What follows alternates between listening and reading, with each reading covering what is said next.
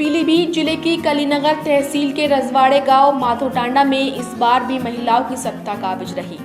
होली के दूसरे दिन टोली के रूप में निकली महिलाएं पहले ठाकुर द्वारा मंदिर पहुंची, जहां से रंग खेलने की शुरुआत हुई। इस दौरान हर महिला होली के रंग में डूबी नजर आई। महिलाओं ने क्षेत्र में निकलकर फगुआ भी वसूल किया। कहा जाता है कि माधोटांडा गांव में 150 सालों से भी अधिक समय से होली के दूसरे दिन महिलाओं की होली मनाई जाती रही है, जहां केवल महिलाओं का राज होता है। रजवाड़ों का गांव माधोटांडा की होली अपने आप में अनोखी होली कही जाती है। इस होली की चर्चा गांव ही नहीं बल्कि अन्य जिले में भी सुनी जा सकती है।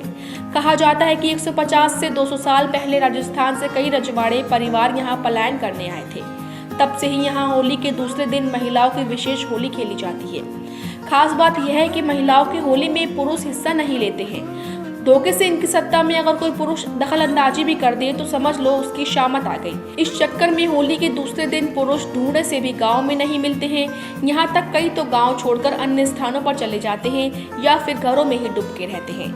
इस दिन महिलाएं क्षेत्र में टोली बनाकर घूम घूम कर फगुआ भी वसूल करती हैं। रंगबाजी का सिलसिला दोपहर तक चलता रहता है। इसके बाद महिलाएं स्नान और श्रृंगार कर टोली बनाकर होलिका स्थल पर पूजन के लिए जाती हैं, जहां पूजन कर बड़ों का आशीर्वाद लेकर अगले बरस त्योहार में खुशी खुशी आने की कामना करती हैं।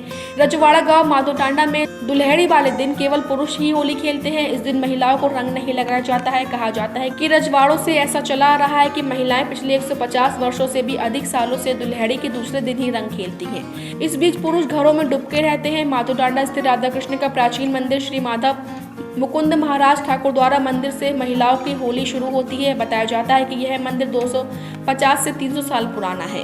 दुल्हड़ी के दूसरे दिन सबसे पहले महिलाओं की टोली इस प्राचीन मंदिर में इकट्ठा होती है, जहां भगवान राधा कृष्ण को तिलक लगाकर महिलाओं की होली की शुरुआत होती है। गांव के बड़े बुजुर्गों की माने तो माधोटांडा के राजघराने परिवार के पुरुष पहले दिन आपस में होली खेलते हैं। महिलाओं में पर्दा होने के कारण महिलाएं होली के रंगों से वंचित रह जाती हैं। इसी को ध्यान में रखकर राजघराने परिवार के पुरुष दूसरे दिन अपने लाव लश्कर के साथ शिकार को रवाना हो जाते हैं। इसके बाद पूरा गांव महिलाओं के लिए छोड़ दिया जाता है, जिससे वे जी भरकर होली खेल सके।